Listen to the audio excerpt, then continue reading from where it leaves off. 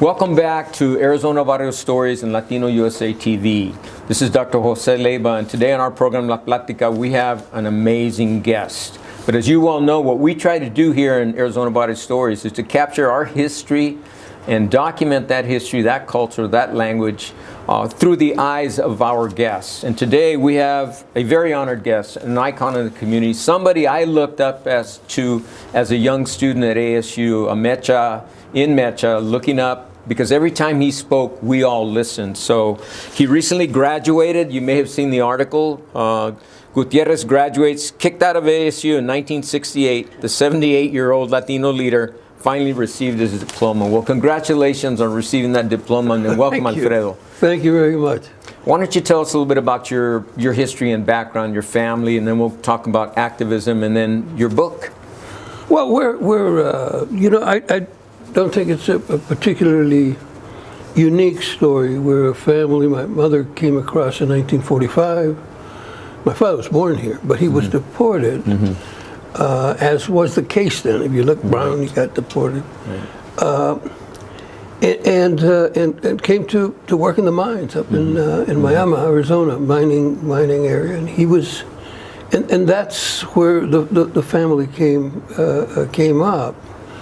It was during a time that there were big struggles between the unions and the company, as we called all the mines. The company, it was a company store, company everything, and the unions were significant. One union in particular, the mine mill, was known as the Mexican Union, and it fought not only for wages and working conditions, but for better conditions in the town. It fought for better schools. It fought for better conditions within the whole community. So it was a different kind of union. And so it inspired, I think, a lot of leadership, and a lot of us who were brought up in that environment, Miami or Morenci or Superior, were brought up with this notion that you fought back, that you took a stand, and so it was.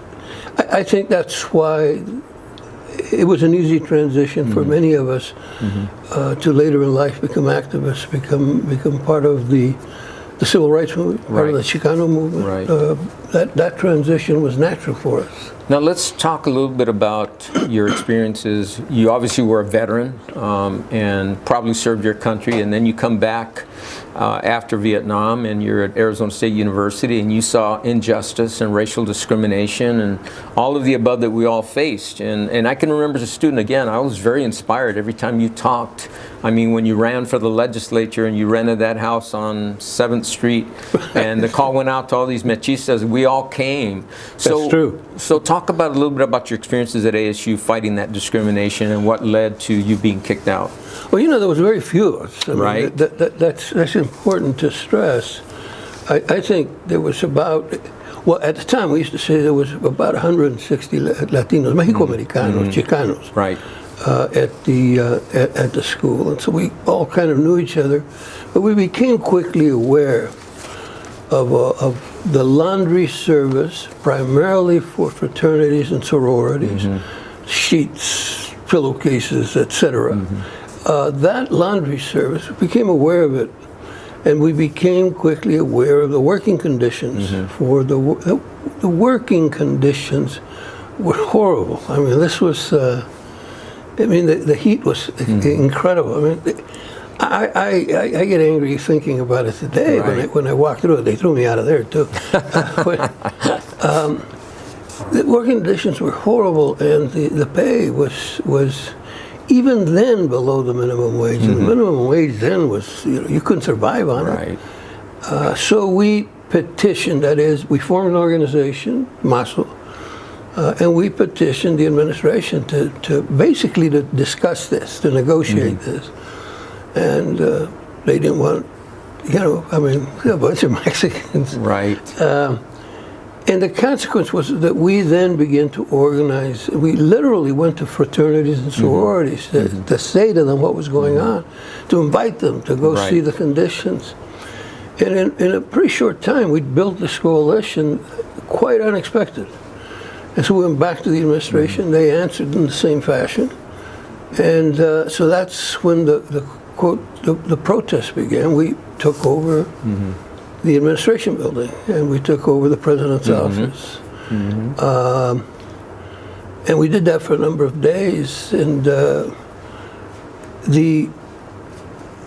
Board of Regents went crazy. It was saying they should call out the National Guard. Right. The legislature was demanding the National Guard. The Department of Public Safety, the Highway Patrol, et cetera, were all called out already. They surrounded the school and surrounded the building.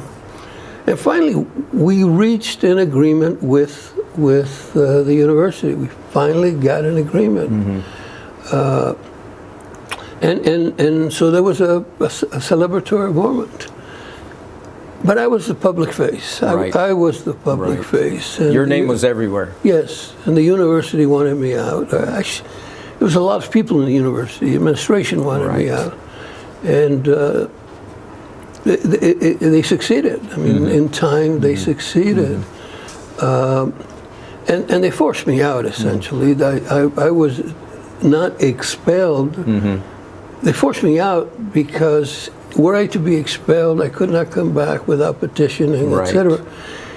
If I was forced out, if I just simply left, I could come back the following semester, which is what I intended to do.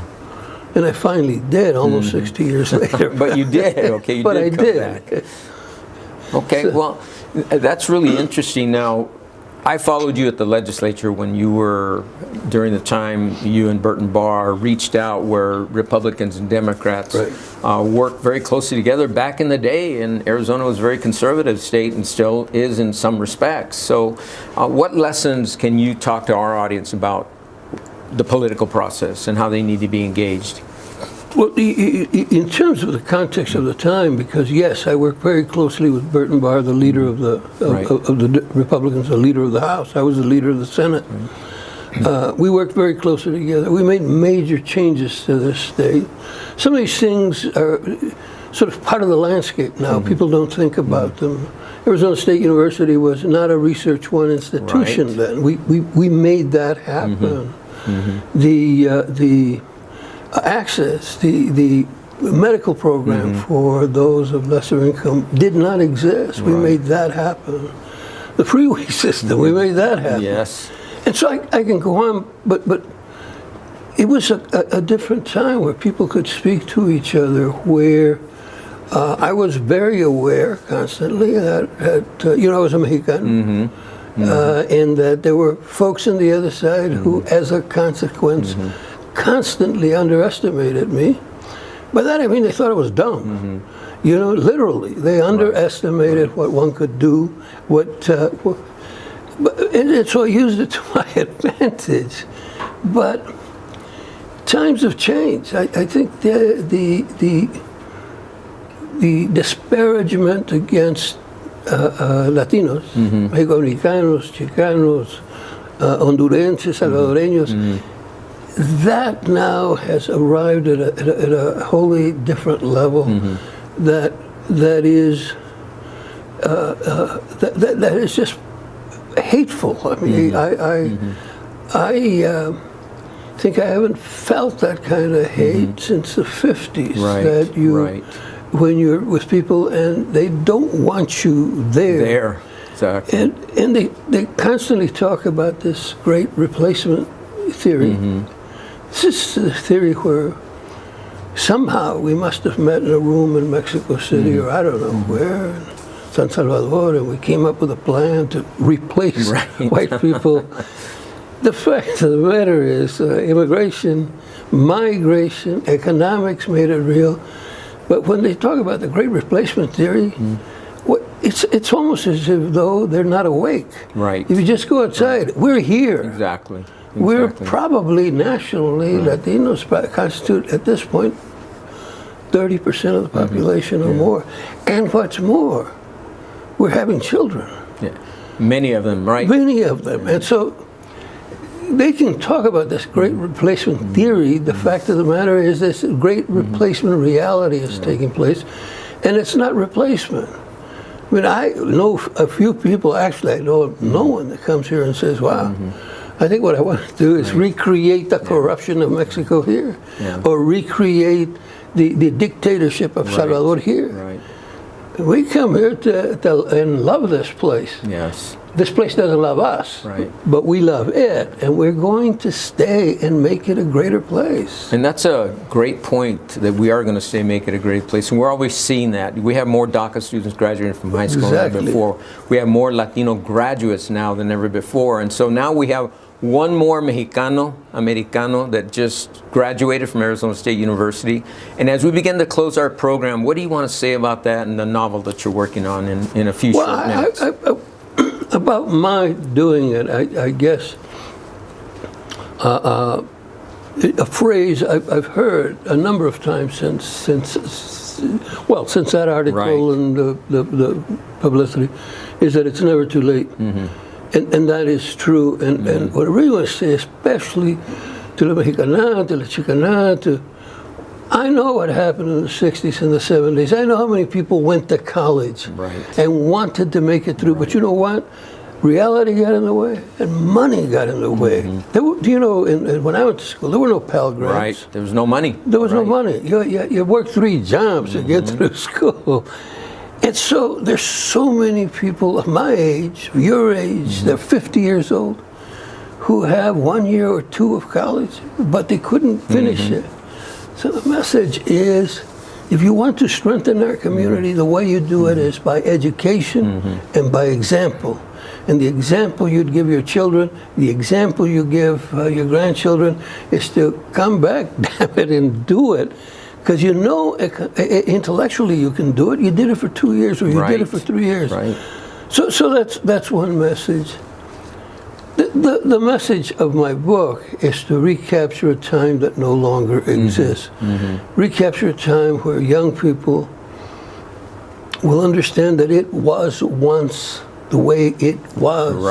We talk about discrimination today, and we rant about it, and we're angry about it. But there was a time when it was, como dicen en español, el pan de cada día. It was the norm. It was the norm to go to segregated school. Nobody thought bad about that. That's the way it's supposed to be. In Miami, for the longest period of time, Catholic Church, the whites sat on one side, the Mexicanos on another side. It was the norm. You know, at one point that just sort of ended, but it was the norm. That time existed, and it is important to know what people thought in that time. The other thing that existed at that time was the misogyny towards women. It is hard today to imagine, but women stayed home and they cooked, and it was a terrible, limited life. And we should know that, so that we can celebrate the present. Gays, you know, in a place like Miami, to be gay was to ask to be killed or something. Certainly to get to be beaten every other day, if not every day. And that was just the reality. The novel is not angry. The novel doesn't make judgments. It tries to reflect the time. Well, I tell you what, you are a living historical museum on Mexicanos in Arizona and the Chicano movement. And so as we close off, we really want to thank you for being here. And maybe you have one final comment, and we can say goodbye, and we can have you back, because I want to hear more about the novel.